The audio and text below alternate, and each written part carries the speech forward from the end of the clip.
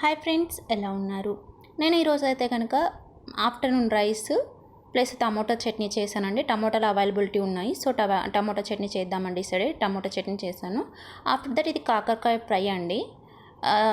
Only నూనెలో వేయిస్తే కనుక కాకరకాయ అయితే చేదు రాదండి. వాటర్లో ఉడకబెట్టి ఆఫ్టర్ దట్ మనం ఫ్రై లాగా చేస్తే చేదు అనేది వస్తుంది. నేనైతే ఎలా చేశానంటే వాటర్లో అయితే ఉడకబెట్టాను. వై మీన్స్ అంటే ఎక్కువ ఆయిలీ ఫుడ్ తిన్నా కూడా అంత హెల్త్ అయితే మంచిగా ఉండదు. సో వాటర్లో మొత్తం ఉడకబెట్టి ఆ వాటర్ మొత్తం తీసాను. ఆఫ్టర్ దట్ ఆనియన్స్, కరివేపాకు, ఆవాలు వేసానండి. శనగింజల పొడి చేస్తామంటే ఆంధ్ర స్టైల్లో శనగింజల పౌడర్ ఎక్కువ తీసుకుంటాం మేము.